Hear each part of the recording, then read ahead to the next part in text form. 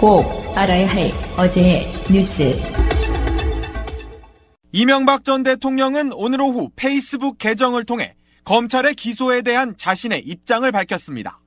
이 전 대통령은 가공의 시나리오에 따라 초법적인 신상털기와 짜맞추기 수사를 벌인 결과라고 주장했습니다. 다스 실소유주 의혹과 불법 정치자금 수수, 삼성의 다스 소송비 대납 등 검찰의 기소 내용을 조목조목 반박했습니다.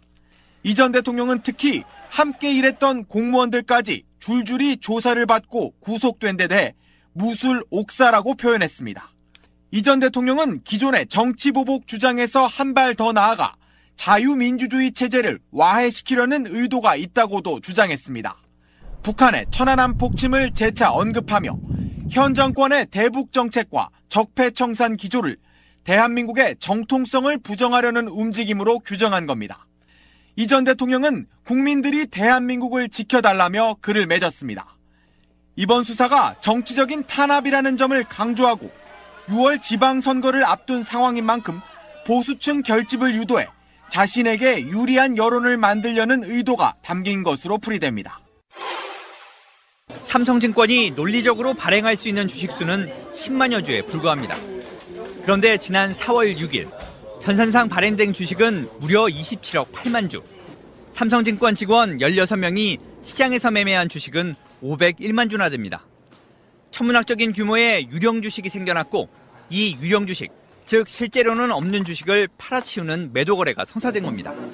금융당국은 이번 일을 사고로 판단하지만 이를 공매도 문제와 연결시켜 의심 섞인 시선으로 바라보는 시각도 엄연히 존재합니다. 그 회사 죽이려면 오롯이 공매도 찾고 죽일 수도 있는 거고, 안 그래요? 가상 주식을 만들어갖고 여태까지 거래했다는 거예요. 청와대 청원은 20만 명에 육박하고 있습니다. 일종의 주식거래 기법인 공매도는 두 가지가 있는데 보유한 주식이 없지만 빌려와서 파는 차입 공매도와 빌려오기 전에 먼저 팔자 주문을 내는 비차입 공매도, 이중 비차입 공매도는 불법입니다. 이번에 삼성증권에서 벌어진 일을 따져보면 실제 존재하지 않는 유령 주식이 생겨났고 그걸 실제로 팔아버리는 거래가 성사됐습니다. 또 이로 인해 주가가 폭락했다는 점에서 결과적으로 비차입 공매도와 다를 게 뭐냐는 겁니다. 전산 입력만으로 없던 주식도 만들어낼 수 있다는 게 밝혀진 셈이니 그동안 남한미래 증권사들이 불법 공매도를 해왔던 것 아니냐는 불신입니다. 실제로 지난 2012년 삼성증권과 옛 우리투자증권 등은 비차입 공매도를 막지 못했다는 이유로 과태료 징계를 받기도 했습니다. 개인 투자가들 입장에서는 굉장한 좀 배신감? 우리는 안 되는데 왜 쟤네들은 돼? 뭐 이런 느낌도 가장 큰 것 같고. 그러나 삼성증권은 이번 일로 가짜 거래를 벌충하느라 260만 주를 시장에서 사들였고 나머지 241만 주는 다른 데서 꼬았는데 이걸 다 소각해야 합니다. 또 손해를 본 다른 주주들의 피해까지 보상해야 합니다. 앞으로 기관 투자자에게만 허용되는 공매도 제도에 대한 손질은 물론 주식거래 시스템 전반에 대한 신뢰를 높이는 근본적인 대책이 필요할 것으로 보입니다. 더불어민주당 박용진 의원에 따르면 금융위는 이건희 회장의 27개 차명 계좌에 대한 과징금 부과를 오는 12일 의결하기로 했습니다. 이에 앞서 국세청도 해당 증권사에 과징금을 자진 납부하라고 통보했습니다. 금융실명제가 실시된 1993년 이전에 보유한 차명 계좌의 액수는 61억 8천만 원, 과징금은 그 절반인 30억 원대로 추정됩니다. 차명 계좌에 대한 금융당국의 과징금 부과는 금융실명제 도입 후 처음입니다. 지난달 23일부터 27일까지 닷새 동안 서울 하늘은 미세먼지로 뒤덮였습니다. 첫날인 23일에는 미세먼지 70% 가까이가 해외 요인이었습니다. 25일까지는 이렇게 해외 영향이 더 컸지만 26일에는 거꾸로 국내 요인이 68%로 높아졌습니다. 중국 등에서 미세먼지가 유입된 뒤 국내에서 2차 미세먼지 생성이 활발해졌기 때문입니다. 미세먼지의 주요 성분인 질산염을 분석한 결과 시간이 지날수록 입자 크기가 계속 커진 것이 이를 뒷받침합니다. 처음에는 작은 입자가 핵으로 작용한 다음에 그 핵 주위에 대기온 물질이 붙으면서 2차 미세먼지가 성장하게 되면 질량 농도는 급격하게 증가하게 됩니다. 서해상에 강한 남풍기류가 형성돼 해외 미세먼지 유입은 막았지만 국내에서는 대기가 정체돼 2차 미세먼지 발생을 가중시켰습니다. 26일과 27일 시행된 비상저감 조치도 효과를 거두지 못하면서 일단 미세먼지가 들어오면 국내에서 더 악화되는 현상이 되풀이되고 있는 셈입니다. 김병기 의원이 의원실에서 지금 나온 자료인데요. 이명박 때 군이 천안함 지휘관을 처벌하라 이렇게 여론이 막 부니까 요거를 친북 좌파 책동이라고 청와대에 보고했다는 뭐 그런 얘기가 있습니다. 어처구니가 없는데 진짜.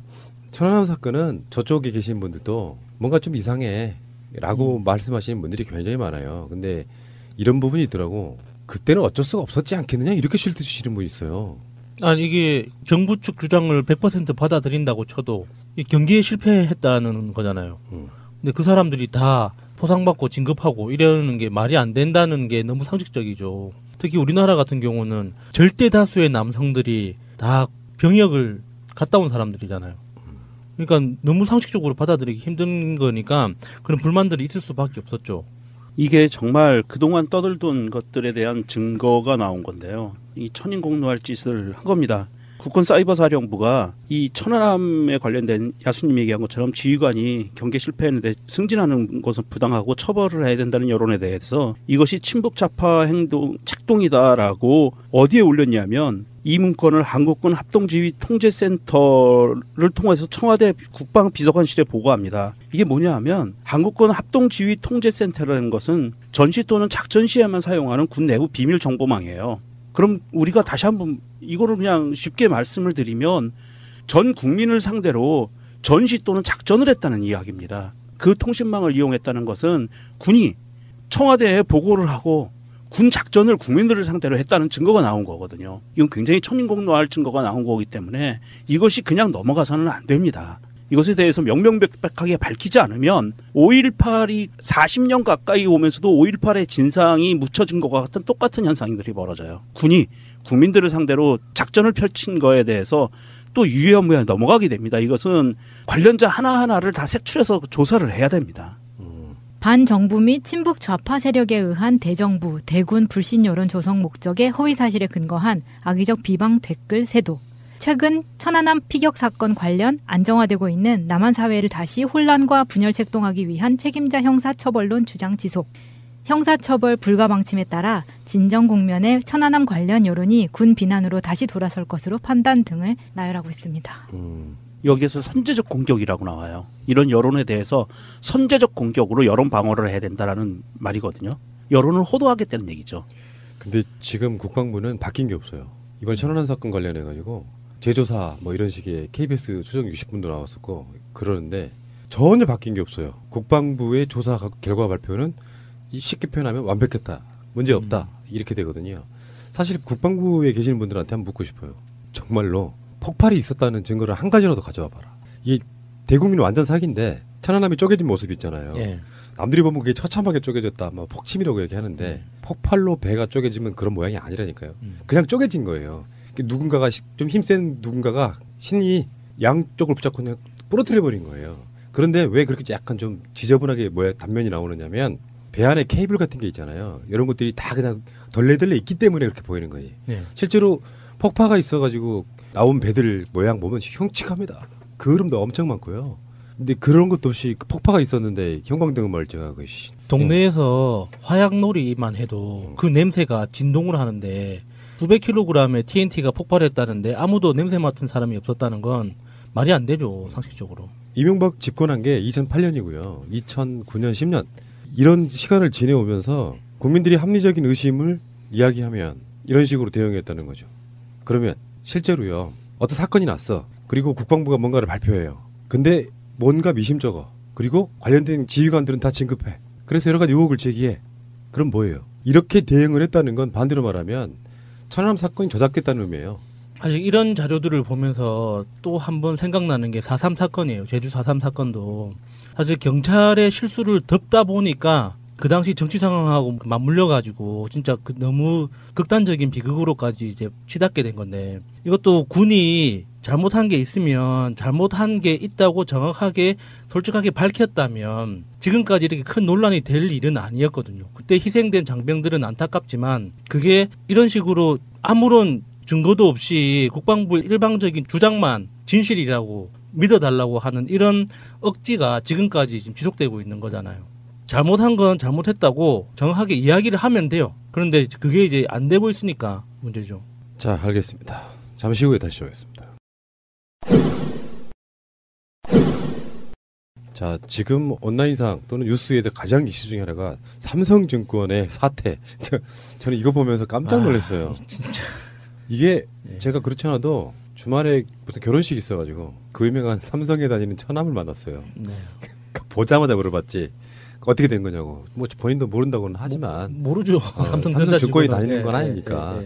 근데 회사 내에서는 그 자체가 그냥 굉장한 화제 또는 논란거리래요. 정말 이상하네요. 삼성 내부에서 굉장한 화제와 논란거리 정도밖에 안 되나요? 이런 거죠. 그러니까 지금 전문 용어들이 막 섞여서 이렇게 증권 용어들이 있으니까 복잡하게 들릴 수 있는데 단순화시키면 이런 거예요. 제가 제 은행 계좌에 100만 원밖에 없는데 마차님한테 제가 1억 원을 쏘는 거예요. 그렇지. 그러면 1억 원을 쏘면 원래 1억 원이 이체가 안 돼야 되잖아요. 근데 이체가 됐어.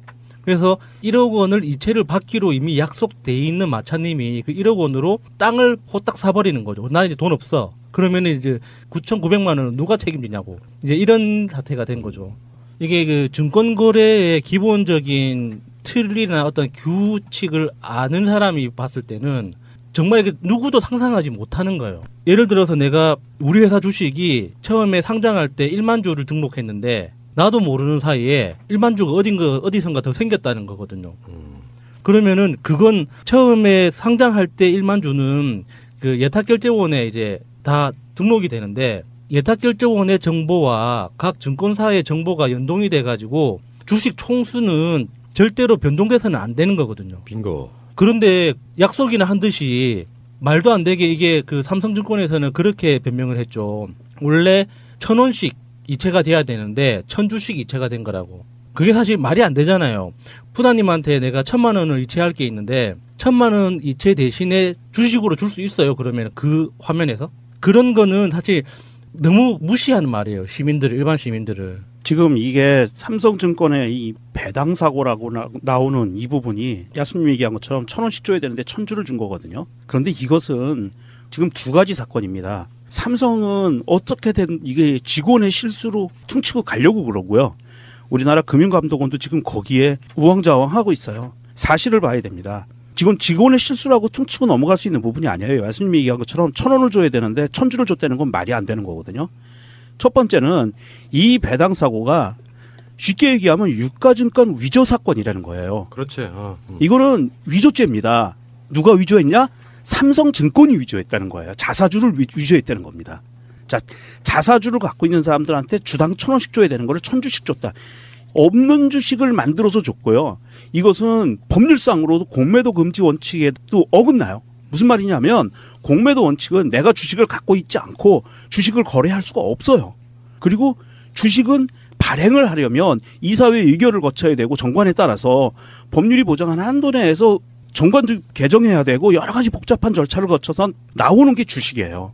회사의 자본이기 때문에 굉장히 엄격하게 규제를 합니다. 단 한 주도 잘못 발행에 대해서는 안 돼요. 이 회사가 1,000주의 주식을 갖고 있는 회사인데 어느 날 갑자기 1,001주의 주식을 갖게 되는 건 있을 수 없는 일이에요. 그래서 이것은 삼성증권이 실수건 고의적이건 유가증권 위조를 한 사건이라고 봐야 돼요. 유가증권 위조 사건이라고 봐야 되고요. 또 하나 여기 두 번째입니다. 16명이 그에 관련돼서 그 삼성증권이 1,000원씩 줘야 되는 걸 1,000주씩 준 거를 받은 사람들, 직원들, 애널리스트 이런 사람들이 이거를 바로 팔아버렸어요. 기다렸다는 뜻이. 자, 이걸 팔아버렸다는 건 무슨 뜻이냐면 대한민국 형법에는요. 습득물에 관한 것을 법률 조항으로 묶어놨어요. 내 돈이 아닌 돈이 내 통장에 꽂히는 순간 경찰에 신고하지 않고 이걸 쓰면 절도와 마찬가지로 죄를 처벌받아요. 그래서 이거는 삼성증권이 실수한 것도 아니고요. 그냥 직원이 한 명이 키보드 잘못 눌러서 이 사람한테 죄를 퉁치고 넘어가려고 한다. 이건 절대 안 됩니다. 이거는 검찰도 수사를 해야 되고 경찰도 수사를 해야 되고 금융감독원 철저하게 조사를 해야 되고요. 이 한 사람의 실수를 몰고 가서는 안 되고 삼성증권의 시스템 자체가 그렇게 만들어져 있었다. 삼성증권이 언제든지 주식 조작을 할 수 있게 증권 조작을 할 수 있게 시스템이 만들어져 있었다는 거예요. 빙고. 그거 같죠? 예. 새가 날아든다는 여러분들의 하트를 먹고 삽니다. 잊지 않으셨죠? 에피소드 제목을 누르고 플레이가 되면 오른쪽 위에 하트를 꾹 눌러주세요. 오늘도 감사합니다. 더 많은 분들이 들을 수 있도록 하트 꼭 눌러주세요. 조작할 수 있는 시스템을 갖고 대한민국의 주식 거래를 중계를 했다는 거고요. 굉장히 중요한 사항입니다. 이게 삼성증권만 그랬겠느냐? 다른 증권회사도 포괄적으로 조사를 해야 되고요. 이 16명 관련됐다고 주식을 팔아치웠다고 한 16명은 절도죄로 해서 습득물에 관한 죄로 해서 형사처벌을 해야 돼요. 이거를 반환하고 물어내고 그냥 퉁치울 수 있는 징계 정도로 끝낼 수 있는 문제가 아니에요. 네. 대한민국 법률은요. 엄격하게 화폐나 유가증권 등에서 법으로 딱 정해놨어요. 누구도 이것을 건드릴 수 없는 겁니다. 우리 어렸을 때 푸나님 기억나시죠? 버스 탈 때 토큰 나오기 전에 승차권 이렇게 종이로 이렇게 껌만하게 만들어져 나온 거 있었죠. 우리가 없는 놈들 그걸 또 그렸지. 그렸어요. 이거 걸리면 큰일 나는 거예요. 이게 유가증권 위조죄입니다. 그래서 지금 대한민국에서요 1,000원짜리 하나 위조로 그려가지고 유통시켜 보세요. 잡혀가서 징역형 삽니다. 이거 형으로 굉장히 엄중하게 다루게 돼 있어요. 그래서 이번 이 삼성증권 사태는 금융감독원이나 정부에서는 전체 증권회사의 시스템을 조작 가능한 시스템으로 돼 있었는지를 명명백백하게 조사해서 밝혀야 되고요. 검찰과 경찰은 이 사람들에 대해서 삼성증권에 대해서 사실은 압수수색하고 영업 정지를 내려야 돼요. 그러니까 너무 의심스러운 더 이상 가지 않게 중단을 시켜버려야 되는 겁니다. 삼성증권이. 그러니까 그동안 주가 조작을 위한 작전 자금을 이런 식으로 마련한 거 아닌가 하는 의혹까지 제기할 수 있어요. 그러니까 이게 의혹 정도로 끝나는 게 아니라 현재 밝혀진 팩트만 보면 조작이 가능한 시스템을 갖고 있었다는 거거든요. 그러니까 이게 그 16명이 약속이나 한 것처럼 주식이 입고되자마자 30분 안에 바로 팔아치웠다는 거잖아요. 맞아요. 이게 기다렸다는 것처럼. 착오가 있다는 걸 인지한 게 9시 반이고 31분, 그러니까 1분 후에 업무 담당자가 착오를 인지하거든요. 그런데 주식 장내 매도를 임직원이 하기 시작한 게 9시 35분이에요. 그러니까 이 5분 안에 모든 것이 일어나는 거죠. 한 직원 이분은 100만 주 최저가 계산해도 350억 원어치. 야, 정말 놀랍고 대단한 일입니다. 그걸 자기가 가질 수 있을 거라고 생각했을까요? 아니 그러니까 이거 자체가 말이 안 돼요. 이거는 실수로도 아니고 이게 웬 득템? 하면 일단 확인해보고 물어보는 게 정상이잖아요. 이 사람은 평상시 해왔던 걸 그대로 한 거예요. 그렇죠. 그러니까 요거는 이렇게 표현하면 될까요? 지금 뭐 금융감독은 이런 쪽에 조사하는 게 아니고 명백하게 경찰이 수사를 해야죠. 경찰과 검찰이 되죠. 이게 대한민국 언론은요. 삼성이 관련되면 일단은 엎드려요. 그래서 이게 두 가지를 프레임으로 몰고 갑니다. 하나는 직원이 키보드 잘못 누르는 실수와 또 하나는 모럴 해저드, 도덕적 해이. 아니에요. 범죄예요. 이거는 범죄고요. 우리 삼성증권을 가만히 보면은요. 1년에 전산 운영비를 750억 원씩 씁니다. 삼성증권이. 과연 이게 가능해요? 750원도 아니고 어마어마한 돈을 시스템 운영비에 들어가는데 키보드 한 번 눌러서 이렇게 갖다 불가능한 겁니다. 그러니까 우리가 그 시스템 모르지만 여기에 우리 사주에 해당되는 명단이 있을 거고 거기에 입금해야 될 배당금이 1,000원. 근데 그게 주식으로 간다는 것 자체가 시스템적으로 사실 말이 안 돼요. 말도 안 되죠. 말이 안 되는 거고. 단위 자체가 다른데 말이 안 되고요. 이거를 감독원은요. 이 삼성증권을 경찰과 검찰에 고발해서 압수수색을 해야 되고요. 영업정지 시켜놓고 조사를 해야 돼요. 더 이상 이 시스템이 변동되지 않게 봉인을 해야 됩니다. 그래야만 이게 제대로 된 조사가 가능한 거죠. 아니 삼성증권 보고 당신들 잘 처리하는지를 두고 보겠어. 이거 안 돼요. 안 되고 삼성증권의 대주주는요. 누군지 아세요? 국민연금입니다. 국민의 돈들이 사라지는 거예요. 이재용이 불법 승계해주기 위해서 국민의 돈을 날렸잖아요. 이 삼성증권의 주식 가치가 당일날 그렇게 폭락하고 나서 국민연금이 얼마를 손해봤는지 언론에 전혀 안 나와요. 이 부분들을 확실히 잡아야 되는 겁니다. 그래서 청와대에 지금 그런 얘기가 올라와 있죠. 삼성증권이 적폐공사냐. 사실 맞는 말이잖아요. 그런 청원이 올라와가지고 난리가 난 게 삼성이 실수를 했고 언론은 그 실수라고 실드를 쳐줬고 요게 아니라는 거죠. 그 뒤에는 분명히 지금까지 해오던 관행 같은 무시무시한 게 그냥 밖으로 휙 드러나가지고 깜짝 놀래고 실수한 거야. 요거라고 봐요. 그러니까 100% 그 사람들 말을 믿어갖고 실수라고 치더라도 삼성 자체는 기본적으로 범죄 집단에 가까운 사람들이 일단 수뇌부에 있다고 봐요.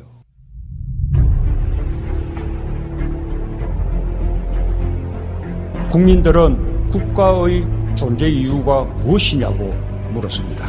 어려울 때 국가가 든든하게 지켜주고 있다는 믿음을 주어야 합니다. 그것이 국가의 존재 이유입니다.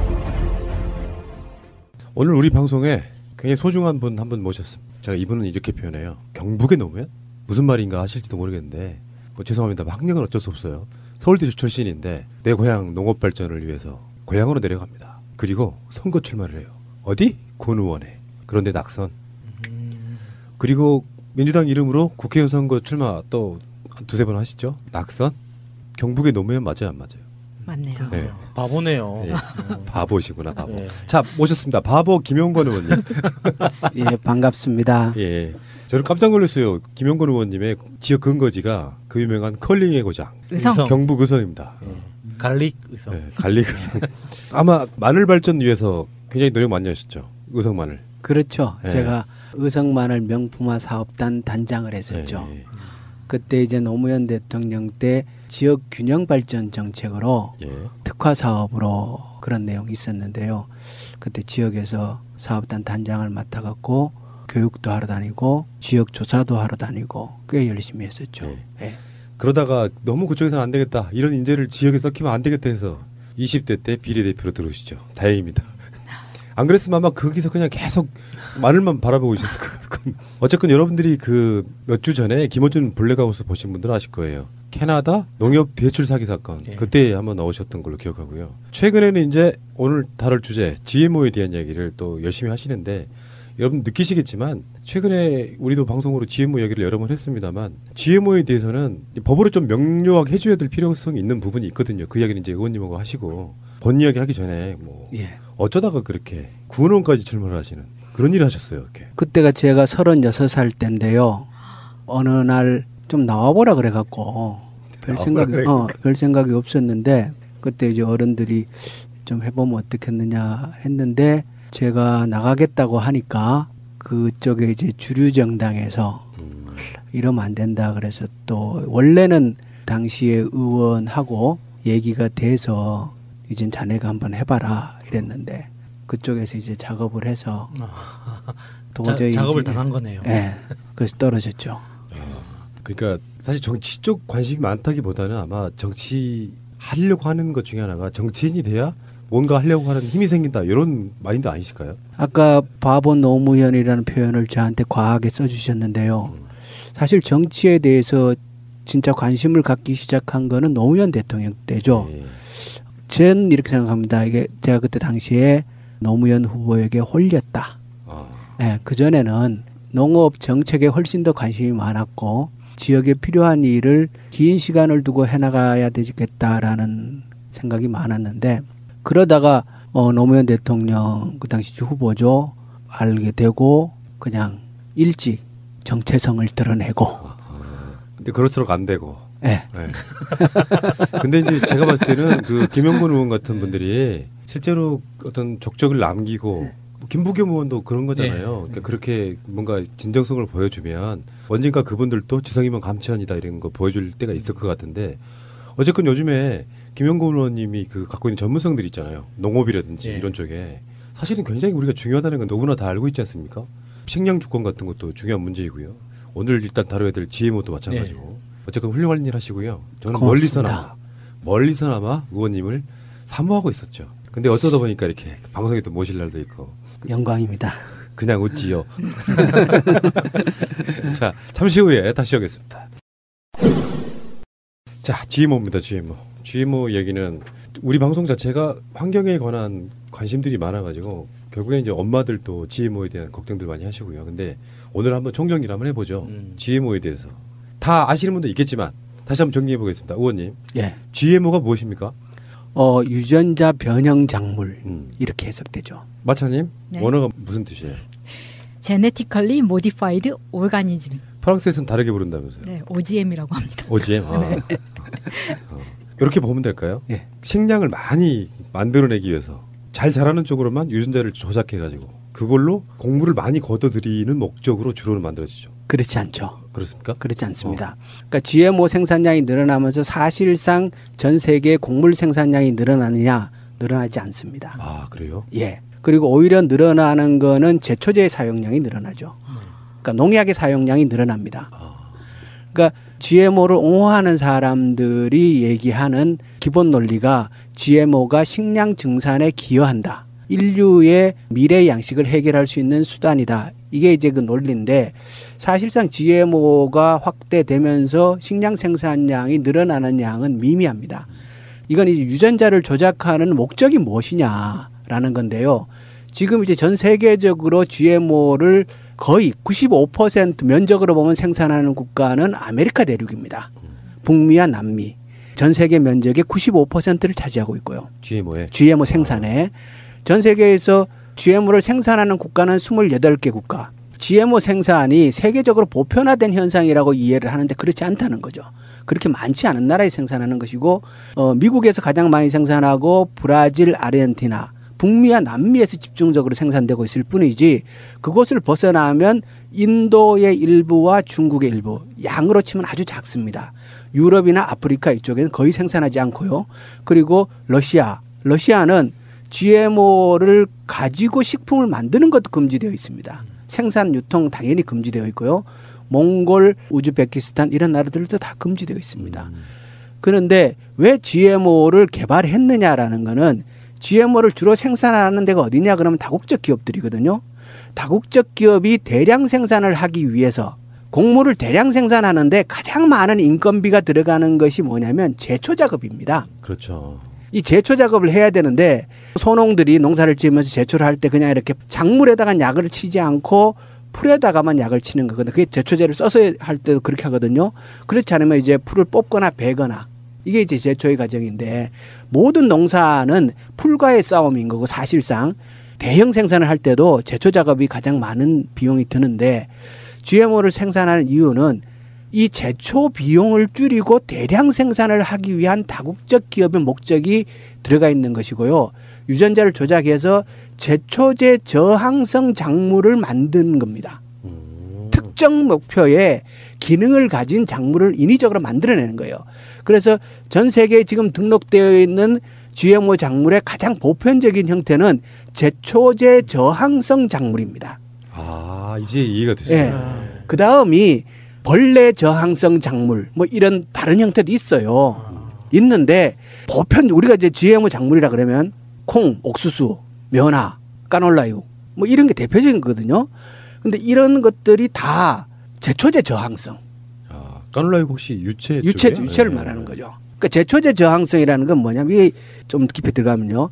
제초를 해야 되는데 풀을 다 골라서 약치기 힘들고 뽑기도 힘들고 하니까 작물을 심어놓은 상태에서도 하늘에서 항공으로 제초제를 뿌리도 그것을 막고도 안 죽는 작물을 개발해낸 거예요. 그게 GMO 작물이에요. 그러니까 특정 제초제에 대해서 그렇죠. 글리포세이트. 저항성이 있는 그렇죠. 예. 그 몬산토 등 이런 다국적 기업에서 제초제도 생산하고 GMO 식물도 생산해서 맞습니다. 양쪽으로 수익을 올리는 거네요. 그렇죠. 예. 그게 이제 GMO 그러면 가장 대표적인 다국적 기업이 몬산토 아닙니까? 몬산토가 원래 화공약품 생산하던 회사에서 출발을 해요. 그래서 곡물도 생산을 하고 거기다가 제초제 저항성 곡물을 만들어내고 이 제초제도 또 팔아먹고 이런 이중적인 이득을 목적으로 해서 이게 나오기 시작을 하거든요. 원래 몬산토가 또 베트남전에서 고엽제 뿌렸던 그렇죠. 제초제의 또 다른 이름이 고엽제죠.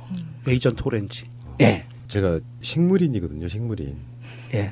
키우는 화분도 많고 농사도 직접 지어요 지금도. 예. 근데 제 지론은 뭐냐면은 햇빛이 잘 들고 물 잘 주고 땅만 비옥하다면 농약을 뿌리지 않아도 식물은 자기 스스로 이겨낸다 하는 게 제 지론이에요. 한 20년 동안 제가 느낀 결론인데 의원님도 그 동의하시는 거잖아요. 식물은 원래 그런 거잖아요. 근데 실제로 우리 어렸을 때는 그게 되게 환상이 좀 있었거든요. 미국의 농업이다 그러면 대평원에 농사를 짓는데 헬기가 씨 뿌리고 헬기가 농약 뿌리고 한다는 게 되게 멋져 보였는데 지금 생각해보면 정말 무식한 거죠. 그렇죠. 사실 오늘 지금 제가 이 얘기를 하면서 새날에 잘 나왔대 생각이 드는 게요. GMO 곡물의 위험성을 얘기할 때 이게 이제 안전하냐 안전하지 않는 논의가 계속 있지 않습니까? 그런데 이 안전성은 보다 긴 시간을 두고 입증되어야 할 내용이라고 생각을 하는데 저는 이 GMO와 제초제와의 관계를 좀 알아야 된다 소비자들이 이게 본질이다. 그런데 이 얘기를 어디 가서 속 시원하게 얘기할 데가 없었어요. 그리고 어디 이제 뭐 김어준이 어디 나가시면 짧게. 워낙 짧으니까. 사람들이 말이야. 네. 그 방송 그렇게 하시면 되나? 우리처럼 이제 아예 시간을 놓고 넉넉히 이제 자, 허리띠 푸시고요. 천천히. 그러면 GMO와 품종 개량은 명확하게 어떤 차이가 있는 거네요. 차이가 있는 거죠. 보통 이제 처음에 GMO를 잘 모르는 분들이 가장 오해하기 쉬운 게 뭐냐면 방울토마토, 씨 없는 수박. 요즘 이제 보면은 수박이 사과처럼 이렇게 달리는 수박 있지 않습니까? 조그만하고 이런 수박도 GMO가 아니냐 이렇게 생각하시는 분들이 있거든요. 그렇지 않다는 거죠. 그러니까 우리가 이제 그 우장춘 박사가 수포 옥수수 만들었잖아요. 네. 그럼 GMO냐? GMO네. 아니죠. 그건 GMO가 아니고 그런 거는 육종이라 그러는 거예요. 육종. 품종 개량. 품종 개량은 뭐냐면 우리가 이제 식물을 이제 분류학적으로 구분을 하면 종 얘기하잖아, 그죠? 그러니까 서로 비슷한 종 사이에서 자연 상태에서 아주 오랜 시간이 걸리겠지만 교배가 일어날 수 있는 범위 내에서 그럼 이제 교배를 통해서 변이들이 생기잖아요. 그리고 그 변이가 우수한 게 생기기도 하고 열등한 게 생기기도 하고 그런데 이 변이를 통해서 그 돌연변이 말입니다. 통해서 우수한 형질들이 자연에 더 정착을 해내고 극복을 해내면서 하는 게 진화 아닙니까? 그죠? 근데 이것은 자연 현상 속에서 일어나는 거기 때문에 아주 오랜 시간이 걸리면서 일어난다는 거예요. 그런데 인류가 그것을 실험실 내에서 또는 인위적으로 비슷한 종을 빨리 만나게 해주고 교배를 반복해 줌으로써 이 변이의 우수 형질들을 빨리 포착해내서 끌고 나가는 것이 육종인 거죠. 아, 그게 품종 개량이다. 그게 품종 개량인 거예요. 그러니까 이제 씨 없는 수박 이런 건 다 품종 개량을 통해서 만들어내는 거고요. 그러니까 그거는 비슷한 종 내에서 일어나는 일이에요. 그런데 제가 좀 저도 농업인이니까 접붙인다 이런 게 그렇죠, 있어요. 그렇죠. 나중에 얘기할 참외 같은 것도 접붙여서 일치면 몸체는 호박.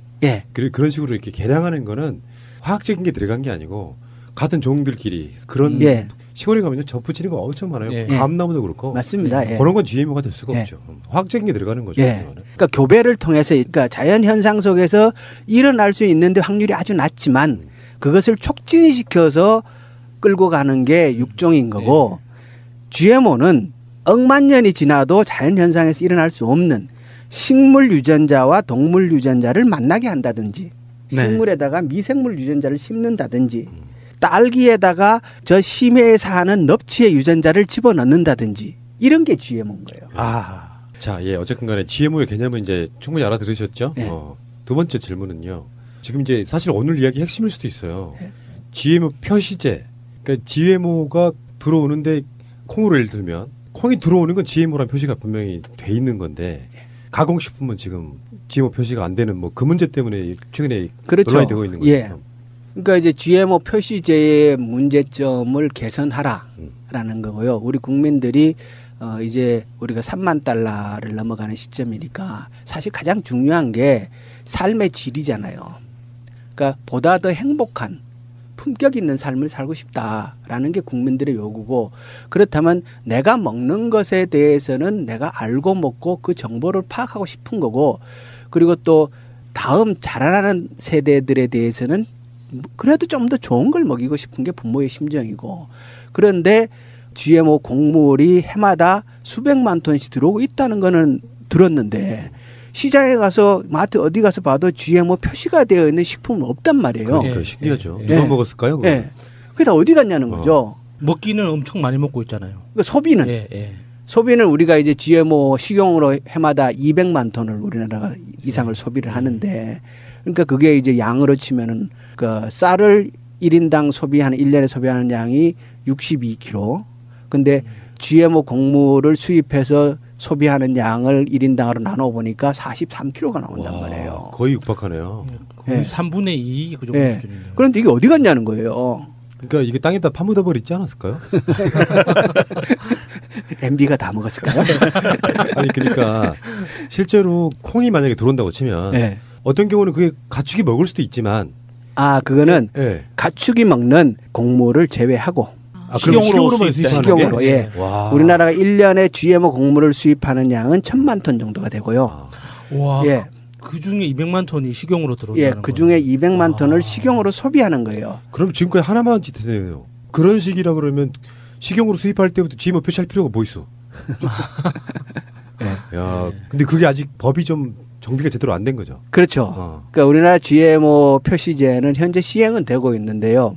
그러니까 표시 방식이 그러니까 크게 이제 세계에서 쓰는 표시 방식은 두 가지예요. 하나는 원료 기준으로 GMO를 사용했으면 그 제품에다가 GMO 곡물을 사용했다고 표시를 해라. 이게 원료 기준의 표시고요.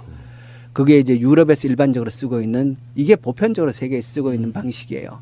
그런데 우리가 쓰고 있는 방식은 가공한 이후에 GMO DNA가 남아 있느냐 안 남아 있느냐를 판정해서 표시하는 방식이에요. 그러니까 식품을 다 가공 과정을 거치면 거기에서 단백질이 파괴가 되잖아요. 그러면 GMO DNA가 안 나올 수도 있고 또 부분적으로 나올 수도 있고 그러니까 이게 구분하기도 어렵고 그러니까 이게 대체로 가장 많이 GMO 곡물을 쓰는 데가 지금 식용유 뭐 이런 건데 식용유, 두부, 콩나물, 간장, 된장 그다음 뭐 우리가 보면 액상, 과당 뭐 이런 그런 종류 있잖아요. 뭐 무슨 당 이런데 그거 다 GMO 원료가 들어가는. 좀 끔찍하죠, 여러분. 예. 그러니까 우리는 GMO 식품이라는 게 남의 이야기처럼 생각이 들었는데 지금 말씀하시는 거 보니까 우리가 가서 먹는 식당에도 분명히 GMO를 쓰는 원료들이 있겠네요. 근데 그게 표시가 안 돼 있다는. 예. 보면은 그냥 수입산 옥수수 이렇게 썼다고 되어 있으면 그거는 GMO 옥수수를 썼을 가능성이 매우 높다고 보면 되는 거예요. 예. 거의 뭐 100%라고 봐야 되지 않을까요? 걔는 그렇게 말 못하죠. 꼭 그렇지는 않아요. 왜냐 그러면 제가 아까 GMO를 생산하는 국가가 세계 28개국이라 그랬잖아요. 그러면 아메리카 대륙 이외에서 수입되어 오는 옥수수 같은 경우에 양이 적지만 러시아에서도 옥수수가 들어온 기록이 있어요. 이런 건 아닌 거죠. 예.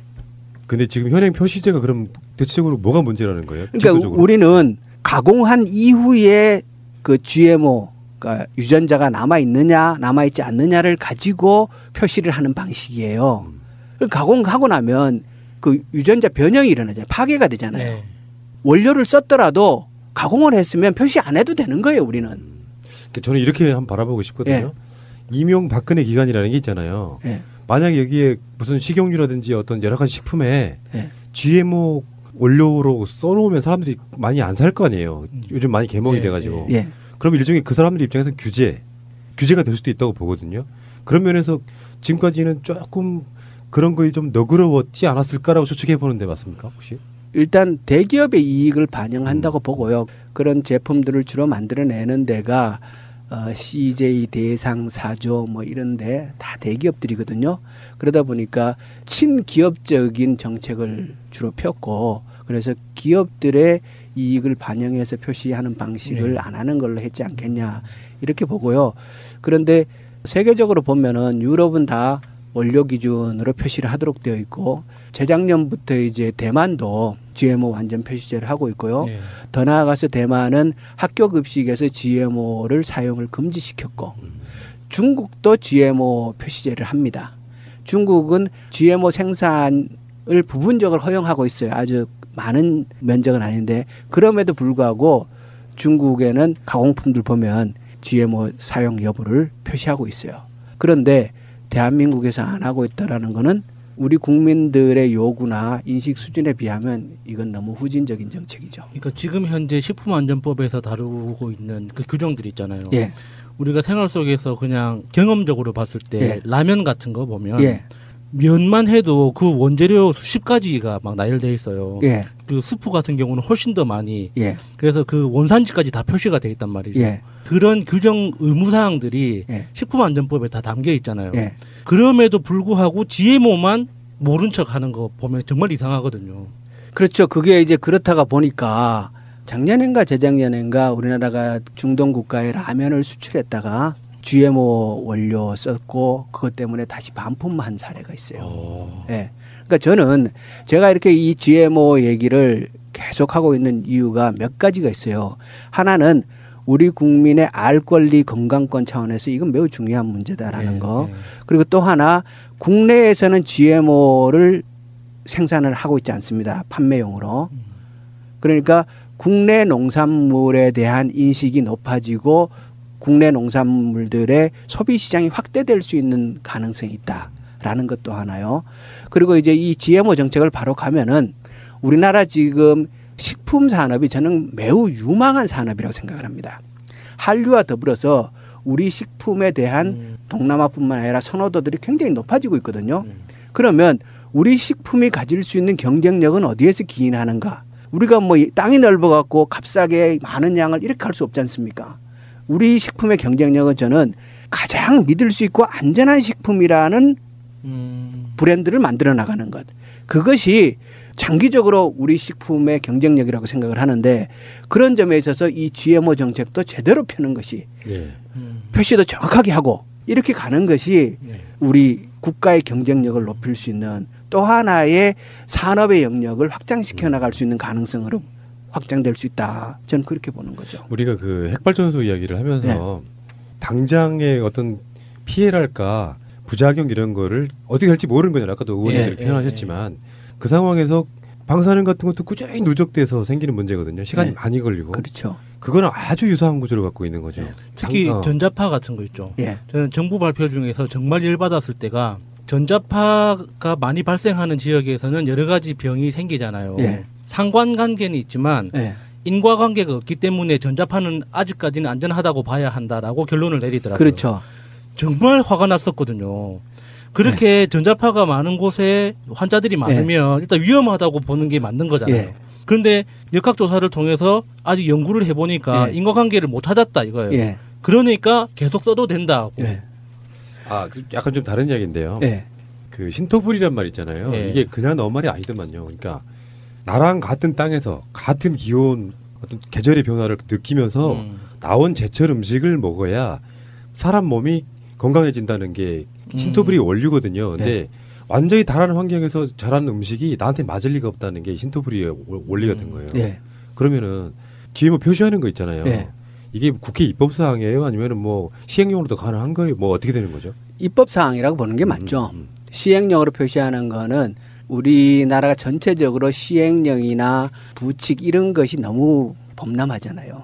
이거는 입법으로 하는 것이 바람직하다고 봅니다. 그럼 그것도 같은 프레임이겠는데요. 국회에 가면 또 기업들이 또 뭐 GMO나 이런 거를 못 쓰게 하면 또 기업들이 뭐 힘들어지네 만에 그러면서 반대하는 세력이 있을 것 같고. 그러니까 이게 GMO 완전 표시제하고 학교 급식에서 GMO 원료를 쓰지 않도록 하는 이 문제는 문재인 대통령의 대선 공약이었어요. 그런데 이것이 국정과제로 넘어가면서 빠집니다.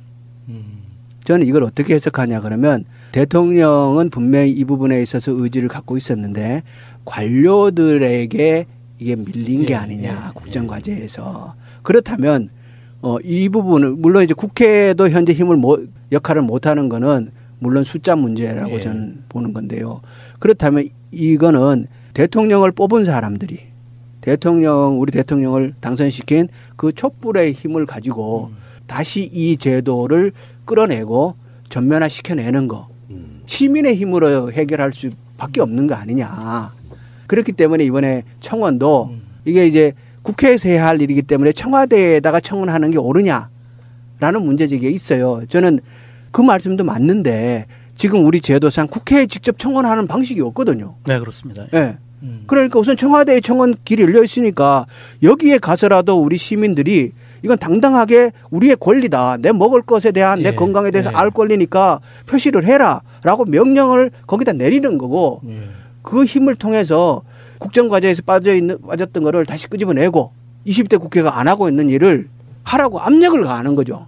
전 그렇게 봅니다. 그러니까 청와대 청원 자체는 여론을 환기시켜주고 심각성을 알려주고 GMO 반대해왔던 분들 입장에서 보면 공약에는 있었는데 국정과정에서 빠졌다 그러면 굉장히 당황스럽죠. 저는 그런 관료들의 완고함이 너무 무서운 것 같아요. 이게 아직 유해성이 밝혀지지 않았기 때문에 괜찮다라는 그 논리 있잖아요. 그러니까 아까 말씀하셨는데요. GMO가 안전하다는 것이 입증되었다라고 얘기하는 사람들의 논거는 크게 두 가지예요.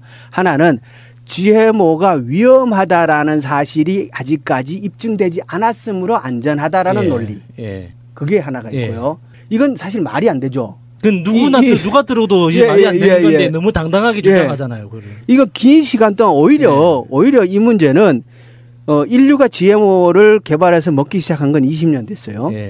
그리고 대한민국은 2008년도부터 수입을 했으니까 이제 한 10년 먹었단 말이에요. 그렇다면 이제 본격적으로 이 GMO가 정말 우리한테 안전한지를 검토하고 연구해야 할 시점이 된 거죠. 근데 그것이 다 증명되지 않았다고 해서 안전하다. 이건 말이 안 된다고 보고요. 또 하나 이게 안전하다고 얘기하는 근거가 뭐냐 그러면 지난 20년 동안 GMO 곡물을 가지고 수십억 마리의 가축을 먹였다는 거예요. 그런데 가축에서 큰 일이 없었다. 아, 개돼지. 닭, 오리, 돼지, 소 한테 GMO 그 사료를 먹였는데 별일이 없었다. 그러니까 이거 안전한 거 아니냐 이 얘기거든요. 이게 왜 잘못된 얘기냐면요. 우리가 닭에게 GMO 사료를 먹여서 키우는 기간이 45일 내지 15일입니다. 그러니까 육개로 키우는 닭하고 그 삼계탕용 뼈아리로 키우는 닭하고 이게 날짜가 다르기 때문에 대체로 45일에서 15일 정도 사료를 먹여서 키우고 잡아먹는데 실제 닭의 수명이 얼마냐면요. 30년이에요. 30년요? 네. 자연 상태에서 30년을 살 수 있는 닭을 사료를 한 달 정도 먹였더니 아무 일이 없더라. 아, 그래서 그 장수하는 동물 중 그 그림에 닭이 있구나. 충격이다. 그러니까 한 달 먹여서 아무 일이 없었으니까 이게 안전하다. 이게 말이 되냐는 거예요. 그리고 이제 뭐 아까도 좀 말씀하셨는데 세계 유수의 선진국들은 바보예요. 안전이 검증이 안 됐으니까 조심하자는 게 나쁜 취지인가요? 아, 그러니까요. 저는 이제 이런 걸 믿어요. 사람은 순리대로 살아야 돼요. 억지로 그 순리를 거스르면 안 돼. 뭐 요즘에 이제 농약 안 하는 뭐 친환경 뭐 사과나 과일 같은 게 나오긴 하지만 거기서 나오는 그 농약의 누적물이 물론 깨끗이 씻어서 먹어서 한두 번 먹는다고 죽습니까? 근데 그게 어느 누적이 되는 상태가 되면 사람 몸은 확실히 요즘 애들이 저항성이랄까요? 많이 아프고 아토피가 많은 이유는 저는 환경 호르몬이나 농약 이런 게 때문이라고 보는데 그런 관점으로 지켜보면 매우 조심스러워야 되는데 그게 아직까지는 아니라는 그렇죠. 거예요. 그러니까 GMO 곡물이 안전하다고 정말 얘기를 할 수 있으려 그러면 인간은 천수를 누려야 되잖아요. 우리가 뭐 15일 먹고 말 게 아니잖아요. 먹게 되면. 그러니까 60년, 70년 그 이상을 먹어야 되는데 그 이상을 먹고도 자연 상태에서 주어진 생명을 다 살아야 되고 그것도 건강하게 살아야 되고 뭐 성격이나 정서의 불안함 이런 것도 없어야 될 뿐만 아니라 다음 세대까지 안전하다는 게 입증되어야 안전한 거잖아요. 그렇죠. 아까 이제 GMO와 글리포세이트 제초제의 관계를 말씀드렸는데 제초제의 또 다른 이름이라고 얘기한 고엽제. 고엽제가 정말 무서운 거는 그 피해가 2세에게 나타나잖아요. 2세, 3세에게. 그렇다면 이제 인류가 수천 년, 수만 년을 유지되어 오던 인류가 20년 동안 이 짧은 시간 동안 그리고 그것도 부분적으로 이제 먹기 시작을 한 건데 그것도 동물을 그렇게 먹였다고 해서 그걸 가지고 이게 안전하다라고 얘기하기에는 너무 짧은 시간이었고 오히려 이제야말로 많이 먹었는 국가들 상대로 해서 정말 이게 어떤 문제점이 없는 건지 제대로 연구해봐야 할 시점이 아니냐라는 얘기를 하는 거고요. 작년에 정부 돈을 받아서 서울대학병원, 경희대병원, 삼성병원의 교수 7분이 GMO 특이 단백질에 대해서 인체의 반응 그런 조사를 한 게 있거든요. 연구한 거죠. 연구했는데 그 연구 결과를 보면은 특이 단백질의 이상 현상에 징후가 있으니 좀 더 자세한 연구를 필요로 한다라고 얘기를 해요. 그러니까 정부 돈 가지고 그런 연구를 공식적으로 하는 굉장히 드문 사례인데 그거 보면은 좀 더 연구할 필요가 있다 이렇게 얘기를 해요. 이제 제가 프랑스에 살다가 왔는데 저희 옆집에 그러니까 저희는 완전히 시골이거든요. 근데 저희 옆집에 로베르토 아저씨라는 분이 이 몬산토하고 법적으로 싸우는 거를 직접 보면서 어떤 생각이 들었냐면 이분이 이제 그 트랙터를 가지고 있어서 옆집에 이제 제초를 많이 해주시는 분이에요. 근데 이 아저씨가 어느 날은 다리를 절뚝거리기 시작하더니 어느 날은 반신불수 이렇게 왼쪽을 못 쓰는 거예요. 그리고 한쪽 눈이 실명이 되는 거예요. 그 기간을 지켜보면서 이제 그 아저씨가 더 이상 일을 하지 못해서 아들이 그 일을 하게 됐는데 그러면서 이 전체적인 재판 과정 얘기를 들은 적이 있었거든요. 그때 몬산토에 대한 이야기를 듣고 굉장히 소름 끼쳤던 기억이 있어요. 그런데 그 한 명의 농민이 몬산토 같은 기업을 상대로 싸울 수는 없거든요. 내 몸이 아픈 이유가 꼭 이 제초제라는 거를 증명하기가 너무 힘든 거예요. 근데 누가 봐도 그것 때문인데 그래서 작년에 마크롱이 당선이 되고 난 다음에 몬산토 제초제 라운드업이라는 가장 유명한 거 있잖아요. 그걸 사용 금지하겠다고 처음에 발표를 했는데 몬산토가 워낙에 지금 엄청 큰 기업이 되다 보니까 프랑스 정부도 압박을 하는 거예요. 그래서 며칠 있다가 이 발표를 한 발짝 물러서게 되거든요. 무섭다. 그러니까 이게 글리포세이트, 그러니까 말씀하신 라운드업의 그 이제 원료가 글리포세이트이거든요. 이 글리포세이트 이게 이제 그러니까 GM 콩이나 GM 옥수수나 살아있는 상태에서 이 글리포세이트를 계속 맞고도 안 죽으면서 열매를 맺은 건데 그것을 저는 알고는 안 먹을 것 같아요. 제초제가 얼마나 무서운 겁니까? 그런데 이게 이제 또 모르는 게 뭐냐면은요. 글리포세이트의 허용 기준치라는 게 있어요. 그러니까 이제 곡물을 다 검사를 할 거 아니에요. 근데 이 곡물에 대한 글리포세이트의 허용 기준치가 다 정해져 있는데 쌀에게 허용되는 글리포세이트의 기준치는 0.05 ppm이에요. 그런데 GM 옥수수에 허용되어 있는 거는 5 ppm이에요. 그리고 콩 20 ppm이에요. 그러니까 100배. 밀도 되게 높다고 들었어요. 밀도 되게 높아요. 제가 잠시 착각한 것 같아요. 밀이 5 ppm이에요. 밀이 5 ppm이고 콩이 20 ppm. 그러니까 800배. 그러니까 그게 왜 그렇게 되어 있냐 그러면 GM 곡물은 기본적으로 글리포세이트 함유량이 높을 수밖에 없다는 걸 전제하에 이걸 높게 책정해 놓은 거예요. 이게 작물별로 이렇게 다 보면요. GM 작물에서만 글리포세이트 허용 기준치가 비교도 안 될 정도로 높게 책정돼 있어요. 그리고 미리 글리포세이트 허용 기준치가 높게 되어 있는 거는요. 또 다른 이유예요. 그러니까 밀은 GM 작물이 현재 코드 등록이 되어 있는 것이 없어요. 미국에서 밀 GM 작물을 연구를 했고 다 했는데 미국 시민사회의 저항에 의해서 이걸 코드 등록을 못 합니다. 상용을 못 시켜내요. 그러니까 미국의 실제 주식이잖아요, 밀이. 그러니까 그걸 안 하거든요. 안 하는데 밀에 대한 글리포세이트 허용 기준치는 매우 높게 돼 있어요. 이게 왜냐면 GM 밀이라서가 아니고 밀을 대량 생산해가지고 수확을 할 때 항공으로 글리포세이트를 뿌립니다. 이건 또 다른 얘기인데요. 그거는 수확을 일시에 하기 위해서 글리포세이트라는 게 제초제라고 그랬잖아요. 제초제는 기본적으로 말려서 죽이는 거잖아요. 그러니까 건조제 효과가 있는 거예요. 그러니까 항공으로 다 약도 뿌리고 수확도 대형 기계를 하려 그러면 미리 일시에 다 익어야 되잖아요. 그걸 하기 위해서 수확기에 가가지고 글리포세이트 비율을 낮춰서 살짝 뿌리는 거예요. 그럼 미리 싹 한꺼번에 익어요. 그러니까 인건비를 줄이기 위해서 이건 제 그냥 상상이에요. 미국이 자국에서 소비하는 밀에게는 그렇게 하지 않을 거다. 수출을 하는 밀에 그렇게 하지 않겠냐. 이렇게 이건 추측이에요, 그냥. 그 밀 관련한 르포 기사에서 본 적이 있습니다. 그러니까 상류층이 소비하는 밀 제품은 캐나다에서 고대로부터 내려오는 품종을 유지하는 농장들이 굉장히 큰 게 많대요. 캐나다에. 상류층들이 먹는 전용 식품원으로서 거기 따로 유통하는 그 채널이 있다고 하더라고요. 수출용으로 하는 건 이렇게 말씀하신 대로 키우고. 제가 이 추측을 하게 되는 근거는요. 미국이 소고기 전 세계에서 1위 생산 국가인데 전 세계에서 소고기를 가장 많이 수입하는 국가입니다. 그러니까 미국의 공장식 축산을 하는 해서 생산하는 소고기는 대부분 수출하고 수출에다 하고. 그러니까 내가 먹을 거랑 네가 먹을 거는 다르게 다룬다 이거죠. 그러면 보통 미국에서 수입하는 소고기 같은 경우는 뉴질랜드, 호주. 뉴질랜드, 호주요. 청정구역 밖에서 풀어서 키우는 소들. 그런 걸 수입해서 그러니까 미국이 전 세계 가장 많은 소고기 수입 국가예요. 그 공장식 도축 그 다큐멘터리를 봤더니 정말 그날 잠을 못 잘 정도로 충격을 받았었거든요.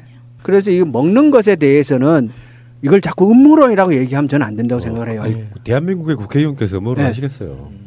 그러니까 이게 저도 이제 제가 오늘 얘기한 GMO에 관한 내용들에 제가 잘못 알고 있거나 잘못 이해하고 있는 것이 있으면 저한테 정보를 주시고 이해를 시켜주시면 좋겠어요. 왜냐 그러면 저도 계속 공부하고 있는 중이거든요.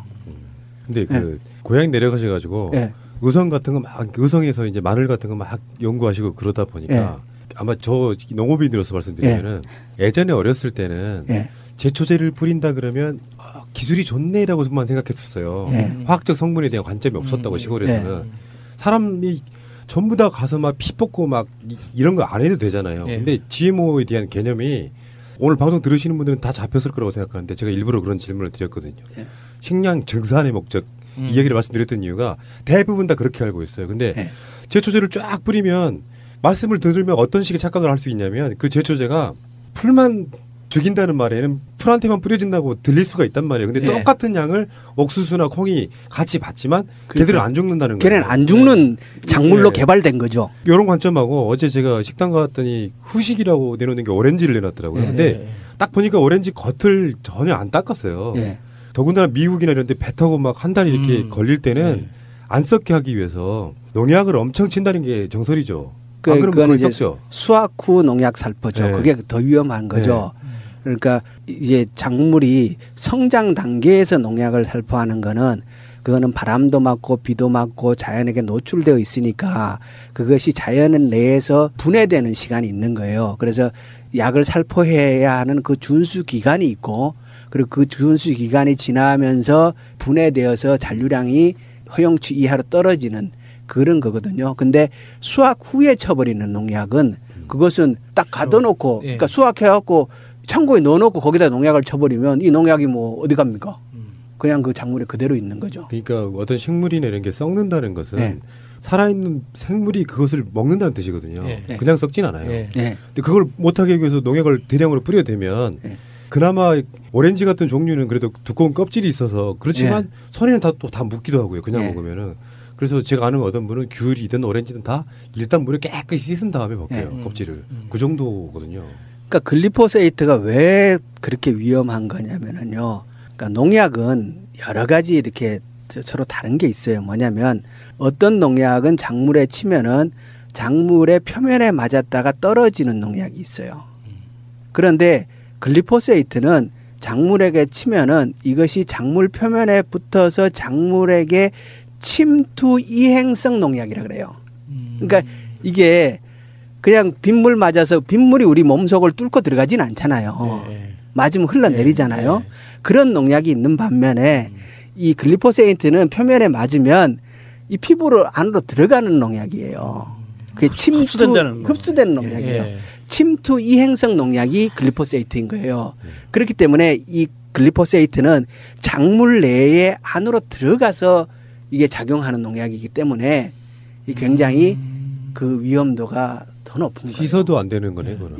거기다가 그러니까 그 매년 농사는 매년 짓잖아요. 그러면 작물은 수확되지만 제초제는 매년 같은 자리에 계속 뿌려진다는 거잖아요. 그렇죠. 그럼 토양 오염 문제도 굉장히 심각하겠네요. 그렇다고 봐야죠. 그 아까 의원님이 말씀하신 정부 예산을 받아서 의사 선생님들이 조사한 거에 의하면 특이 단백질에 대한 이상 징후가 발견됐다라고 결론을 내렸다 그랬잖아요. 그 연구 결과를 보면요. 그런 결론을 의사들이 내린다라는 게 참 쉽지 않잖아요. 그러게요. 제가 말씀드리고 싶은 그래서 거기에 보면은 끝은 애매하게 해놨는데요. 추가적으로 좀 더 연구를 해야 한다. 보통 의료기관이나 의사들이 얘기할 때는 이상 징후라고 하면 뭔가 이거는 있다라는 거거든요. 이걸 내가 100% 확신할 수는 없는데 있다라는 얘기고 보통 우리가 암이나 이런 거 검사를 들어가도 기초 검사에서는 이상 징후가 있으니까 다시 검사하자라고 얘기를 하거든요. 보통 그런 식으로 봤을 때 이미 우리나라에서도 그런 연구 결과에 의해서 뭔가 문제는 있다. 본인들도 의료기관에서도 연구 결과에 확신을 100% 확신을 갖고 이게 이거다라고 얘기할 수는 없지만 문제는 있다라고 이미 나와 있다는 거 아니에요? 그러니까 그 연구 결과는요. 보면은 이게 그렇게 해석할 수 있는 여지가 있어요. 제가 지금 이 자리에서 그 논문을 가져오지도 않은 상태에서 정확하게 말씀드리긴 어렵습니다만 이거는 충분히 그렇게 해석할 그런 부분이 있어요. 예. 만약에 그 GMO라든지 뭐 농약이라든지 예. 이것을 증명할 방법이 없다 이런 식으로 빠져나가는 건 저는 이렇게 보면 돼요. 그것을 밝혀낼 수 있는 기술이 현재까지 이거다. 이렇게 보는 게 맞다고요. 없다가 아니라. 그리고 또 어떤 경우는 자기들의 이익에 필요해서 숨기는 것도 있을 거예요. 알면서도 모르는 척 하는 것도 있을 거라고. 근데 원리는 되게 단순한 겁니다. 복잡한 막 글리포세이트 이런 용어가 나오는 것보다 화학적인 독성을 가진 어떤 물질인가가 몸에 좋을 리 없잖아요. 네. 근데 그거를 직접 먹지는 않으니까 직접 먹으면 죽는 거고 직접 먹지는 않는데 요거를 나쁜 게 증명할 방법이 없으니 마음껏 먹어도 돼? 이건 국가가 하는 일 중에 쥐약이죠. 네, 비슷한 비유가 될지 모르겠는데 가습기 살균제 있잖아요. 네. 그때 이제 전문가들이 그런 이야기를 했거든요. 벌레를 죽일 수 있는 물질은 사람도 죽일 수 있다고. 네. 그래서 가습기 살균제가 위험한 거라고. 그렇죠. 네. 병균을 죽일 수 있는 건 어떤 생물체도 죽일 수 가능성이 있다. 그러니까 식물이라고 하지만 생물을 죽일 수 있는 거잖아요. 그게 우리가 먹거리에 그대로 남아 있다면 그게 위험할 가능성이 높다고 보는 게 합리적인 거죠. 맞습니다. 맞고요. 그러면 몇 가지 질문 더 드릴게요. 지금 GMO 식용으로 먹는 게 식용으로만 네. 사람이 먹는 것만 200만 톤 이상 수입하셨다 그랬는데 그 외에 이제 곡물 수입 현황 전체를 보면 어떨까요? 대략 GMO 곡물 1000만 톤. 1000만 톤. 예. 그 중에 이제 5분의 1이 사람이 먹는 거다. 예. 이런 거고. 근데 그게 이제 좀 더 정확하게 들어가면요. 옥수수로 옥수수 기름을 짜잖아요. 그러면 옥수수 또 박은 남잖아요. 그 피. 피를 사람이 먹진 않거든요. 그러니까 200만 톤을 사람이 다 먹었다고 어떻게 얘기할 수 있느냐 이렇게 주장하는 분이 있더라고요. 참 합리적인 분이네. 참 진짜. 그런데 200만 톤을 식용으로 소비하는 거는 맞아요. 예. 그 찌꺼기 남는 건 다른 데 쓰겠죠. 그렇죠. 예. 그건 아마 이제 제가 모르긴 해도 퇴비 이런 걸로 쓰지 않을까. 식용 예. 저기 사료로 쓴다고 하더라고요. 예, 사료도 쓰고요. 예. 그러면은 1000만 톤이 사람 및 여러 가지 동물이 먹는 걸로 수입이 되고 그러면 그거는 이제 원료잖아요. 원료. 예. 식품이 수입되는 경우는 없어요. 그러니까 많이 있어요. 예, 가공식품. 많이 있습니다. 주로 어떤 것에 포함되어 있을까요? 우리가 이제 코스트코 등 이런 그 대형 그 유통 그 점포들 있잖아요. 제가 작년엔가 그 조사를 해봤더니 거기서 가장 많이 이렇게 수입해 들어오고 있고요. 어떤 품목이요? 궁금하다. 뭐 대체적으로 과자나 과자. 네. 수입 과자에 그 많이 쓰고 있고요. 그 아까 얘기했던 뭐 콘프레이크 같은 거 있잖아요. 콘, 그런 거 옥수수 콘 진짜. 이런 거 있지 않습니까? 이게 무슨 과당, 액상 과당 예. 이런 것들이 굉장히 종류가 많아요. 한두 가지가 아니겠네. 네. 그러고 보니까. 그러니까 이게 우리 참치캔 있지 않습니까? 참치캔의 참치는 GMO가 아니죠. 그렇지만 참치캔에 들어가 있는 그 기름, GMO 기름일 그 가능성이 참치기름 아니고 식용유라는 게 지금. 예. 카놀라유일 가능성. 예, 가능성 높은 거죠. 이거 장난 아니네. 내가 날마다 먹고 있을 가능성이 있네. 예. 그러면 그 식용 GMO를 수입하는 나라가 전 세계에서 우리나라가 1위라고 하는데요. 소비량이. 소비량이. 예. 야, 수입량이 보면 전체 GMO 농산물 수입량을 보면 일본이 세계 1위인데 일본은 비율로 축산용 비율이 월등히 높기 때문에 식용은 우리나라가 1위라고 하거든요. 예, 그러니까 우리가 뭐 1, 2위를 다툰다 이렇게 알고 있습니다.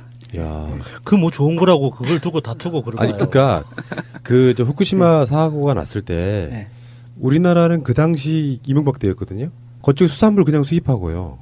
거기서 쓰레기 고철 돈 주고 돈 받고 가져오는 그런 나라예요. 그러니까 이 경각심이라는 게 없다 보니까 전반적으로 만연해 있어가지고 서구 유럽 같은 데 가면은 이거 절대 안 돼라고 할 만한 것도 표시조차 안 하면서 음식이 먹을 게 팔린다는 것 자체가 끔찍한 일이고 이거는 사람이 먼저인 우리 문 대통령께서 이거 일찍이 공약으로 걸었는데 거기에 대해서 아직까지 가시적인 어떤 성과가 없는 거네요. 그렇군요. 그 의원님이 나서니까 뭐 오늘 제가 인터뷰를 모셔놓고 계속 청원 추이를 봤어요. 근데 김어준을 마지막으로 그게 완성돼 버리대요. 우리가 할 일이 별로 없어가지고. 아니죠. 나오시라고 하지 말까? 저는 물론 20만을 채우는 게 우선 목표였지만은 이거는 우리 시민들의 권리 선언이라 이렇게 생각합니다. 그래서 이게 20만에 그칠까 아니라 30만, 50만 더 나아가서 당당하게 국회에다가 그리고 우리 국가를 이끌어 나가는 여러 곳에다가 빨리 이건 당당한 시민의 요구이기 때문에 이걸 받아들여라라고 얘기하는 거라고 생각합니다. 그 국회 내에서는 어떻습니까 분위기가? 의원님들끼리 이제 그 서명 이렇게 받으러 다니고 하잖아요. 예. 그때 이게 야당 쪽 분위기도 있을 건데. 제가 이제 처음에 등원하고 1호 법안으로 이제 GMO 완전 표시제를 발의를 하고 그때 여야 의원 37분 해서 이제 발의를 했는데요. 이게 이제 보건복지위에서 논의를 해야 되거든요. 본격적으로 이게 심사를 안 하고 있어요. 아이고. 네. 보건복지위가 이제 식약처가 거기잖아요. 예. 근데 식약처가 제가 보니까 이 기업의 이해를 상당히 반영하고 있는, 대변하고 있는 그런 성향들이 좀 있는 것 같아요. 그리고 국회의원들은 당장 사람이 죽어나가지 않아서 죽을 때까지 기다리는 것 같아요. 가끔씩 이런 거 보면. 당장 GM으로 죽었던 사람이 없으니. 네. 뭐 그렇진 않겠죠. 자, 좋은 일 하시고요. 국회의원도 이렇게 간절해요. 청와대 청원 같은 거 해서 꼭 청와대에 답을 듣겠다 이런 것보다 국민적 여론도 환기시키고 언론도 관심 가져주고 그러면서 우리도 팟캐스트를 하다 보니까 이슈를 날마다 다루는 것들이 있잖아요. 근데 GMO 나빠, 아니 정확히 말하면 나쁠 가능성이 매우 높아라고 생각하지만 누군가가 이렇게 이슈를 안 만들어주면 GMO를 다루기가 힘듭니다. 그러니까 이 기회를 통해 가지고 아 맞아 GMO는 몸에 나쁠 가능성이 높은 어떤 그 물질이기 때문에 여기에 대해서 경각심을 갖자. 정부는 최소한 사고가 안 일어나도 사고가 날 가능성이 높으면 왜 이런 거 있잖아요. 무슨 도로 같은 거 개설하면서도 십자로가 생기고 뭐 내리막이 오르막이 있는데 사고가 날 만한 구조에 있는 것은 사고가 못 나게 사고가 많이 날 지역이라고 표시를 해주는 게 낫죠. 사고가 그렇죠. 난 뒤에 그때에서야 사고가 많이 나는 지역이라고 표시하는 건 정부의 역할이 아니라고 생각합니다. 그러니까 GMO의 안전성이 안전하지 않다라고 결론을 내리기보다는 그러니까 여러 가지 이러이러한 요소가 있다라는 기본적인 정보들을 우리가 이해를 하고 우선은 이게 안전성 여부는 과학자들과 좀 더 시간도 필요한다고 남겨놓다 하더라도 우선 내가 먹는 것을 알고는 먹자는 거죠. 그렇죠. 그러니까 지금 의원님 및 우리들의 주장은 GMO가 들어간 모든 식품은 GMO가 들어갔다는 표시를 해달라 이런 거잖아요. 그렇죠. 원료 기준으로. 예. 이게 가공한 이후에 유전자가 남아 있고 말고 그건 모르고 우린 모르고 그건 됐고 썼으면 원료를 썼으면 썼다고 얘기를 해달라는 거예요. 그러니까 이게 지금 식품위생법 12조를 보면은요. 유전자 변형 작물을 식용유나 과자 등의 원료로 사용할 때는 잘 알아볼 수 있도록 유전자 변형 식품 또는 유전자 변형 대두 포함 식품이라고 표시해야 된다라고 해놨음에도 불구하고 그 면제 규정이 문제인 거네요. 그렇죠. 예, 면제 규정에 그 성분이 안 나오면 안 써도 좋다. 5개의 품종에 대해서만 속하지 않으면 안 써도 좋다. 이렇게 면제 규정을 놨기 때문에 허점이 뚫린 거잖아요. 예. 큰 틀에서는 다 잘 해놨어요. 네. 그 뒤에 가보면 이렇게 틀어놓은 거죠. 단서조항 달아가지고 그거를 뒤집어 놓은 거죠. 그 면제 조항만 삭제해버리면 되는 거네요. 맞습니다. 그런데 지금 몬산토 코리아가 우리나라에 들어왔네요. 아직 안 들어온 줄 알았는데 이게 좀 충격적인 게 일단 국내 1위하고 3위에 있는 우리나라 종자 회사도 다 몬산토가 인수를 한 상태고. 그때 IMF 때 인수했습니다. 흥농종묘라든지 기타 등등을 중앙종묘하고. 그 인수를 했고요. 그리고 몬산토 코리아가 지금 하고 있는 캠페인이 이런 거예요. 지금의 20대가 50살이 되면, 그러니까 30년 후가 되면 우리는 하루에 2끼밖에 못 먹는다. 이게 처음에 말씀하셨던 GMO가 지금 식량의 부족 사태에 아무런 도움이 안 되는데 마치 지금 20대, 그러니까 대학생들한테는 미래의 식량난은 몬산토가 해결해 줄 거라는 그런 캠페인을 계속하고 있는 거예요. 저희 지금 찾아보고 깜짝 놀랐어요. 사실 그 몬산토가 주장하듯이 단일 품종, 본인들이 그 재배하기 위해서 GMO 식물을 만들어서 그걸 단일 품종화해서 키웠을 때 나타나는 그 부작용은 우리 영화에서 봤죠. 인터스텔라라고. 그 영화에 보면 그 단일 품종이 병충해로 인해서 멸종을 합니다. 그래서 남은 이제 인류가 기아에 허덕이고 그나마 남아있는 몇몇 사람들이 그 옥수수를 생산을 하다가 이제 그것도 병충해 때문에 생산을 포기하고 우주로 이주해야 되는 상황이 벌어지거든요. 그리고 또 하나 예를 들면 이 단일 품종의 심각함이 어디서 나오냐면 우리가 지금 먹고 있는 바나나도 예전에는 품종이 다른 바나나였는데 얘가 멸종을 했어요. 그래서 지금은 또 다른 하나의 단일 품종의 바나나를 만들어내는 거거든요. 맛은 좀 옛날 거보다 덜 달지만 병충해에 강한 바나나를 만들어낸 거예요. 지금 그걸 사용하고 있는데 이것도 또 어떤 요인에 의해서 멸종을 하게 되면 물론 인류는 포기하지 않고 어떤 다른 대안을 반드시 찾아내겠죠. 그래서 다른 바나나를 찾아내겠지만 이게 생명의 멸종과 굉장히 관계가 깊다는 거잖아요. 단일 품종이라는 게. 그러니까 이제 제가 주장하는 내용인데요. 어렵게 수천억씩 들어갔고 GM 작물을 몇 개 개발한다고 그걸 자랑할 것이 아니라 우리가 환경을 보존함으로써 없어지는 종의 숫자를 늦추는 게 생물의 다양성을 훨씬 더 높인다. 네네. 예. 우리가 그렇게 개발하는 숫자, 그 숫자는 굉장히 미미해요. 그렇죠. 그렇지만 환경을 파괴함으로 인해서 지구상에 멸종되고 있는 식물, 동물 그리고 여타 생물들까지 다 포함하면 그 숫자는 어마어마하거든요. 맞습니다. 인류의 위기는 어디서 오냐 그러면 말씀하신 대로 종의 다양성이 침해되는 데서 근본적인 위협이 옵니다. 그러니까 지금 굉장히 중요한 말씀을 하셨는데 전 세계에서 식량 생산이 지금 쌀, 콩, 옥수수, 밀 이런 몇 개의 종류의 식량으로 거의 이렇게 단일화되고 있어요. 이것은 약간의 기후 변화나 환경 변화에 적응할 능력이 굉장히 떨어지는 거예요. 그렇겠죠. 그렇죠. 예. 그러면 이게 오히려 이런 식으로 단일화시켜 나가면 인류가 지속 가능성을 현저하게 떨어뜨리는 거거든요. 그거보다는 환경을 더 관리하고 그래서 종의 다양성을 확보하는 거. 진화라는 거는 다양성의 증가거든요. 우리 사회도 마찬가지잖아요. 우리 사회가 진화하고 있다라는 거는 우리 사회의 다양성, 다양한 의견, 다양한 능력, 다양한 가치관이 확장되는 거잖아요. 자연도 저는 마찬가지라고 봐요. 다양성을 보존하고 증가할 수 있도록 우리가 환경을 유지해 나가는 것이 인류의 지속 가능성을 훨씬 더 높이지. 지금처럼 다국적 기업 중심으로 농약을 많이 때려 쓰고 해서 1년에 엄청난 종들이 멸종되는 형태로 가는 거는 인류가 파멸을 앞당기는 길인 거죠. 예. 모든 식물 동물은요 다양하게 먹어야 영양소 섭취도 다양할 거 아니에요. 소고기도 미국산 소고기하고 호주산 소고기 맛이 달라요. 그런 것처럼 일종의 단일화처럼 이렇게 줄 세우는 것 자체가 인간에게 해로울 리 없고 좀 전에 말씀하신 농약 자체가 몸에 해로울 리 없고 증명하지 못했다고 그래서 그걸 방치하는 것은 죄악이라고 생각이 들고요. 의원님과 함께 또 GMO의 어떤 경각심을 한번 갖는 시간이었고요. 마지막 질문은 좀 다른 질문 할게요. 예. 농협 캐나다 대출 사기 사건의 범인은 누굽니까? 이게 지금 지역에 계시다 보니까 농협에 관심을 많이 가지셔서 그 프로에 나오셨던 거죠.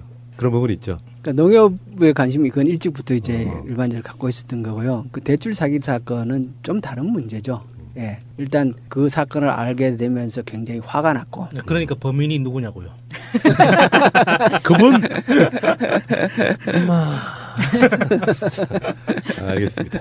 인상도 좋으시고요. 그 살아온 인생의 여정이라는 게 제가 초반에 소개를 해드린 것처럼 내가 내 양심 걸고 뭔가를 하는데 우리 방송에서 그런 얘기 꽤 많이 하는데 자기의 개인의 영달을 위해서 국민들 속여먹고 거짓말하고 공약해놓고 안 지키고 그런데 무조건 찍어주니까 국민들이 알기를 우습게 하는 정치 세력이 있다고 생각이 드는데 그 가치와 우리 김영건 의원님 같은 분들의 가치는 하늘과 땅 차이라고 생각이 들고요. 험지에서 더군다나 이제 여러분들 기억하시겠지만 동계올림픽 때 컬링의 바로 그 고장이시고요.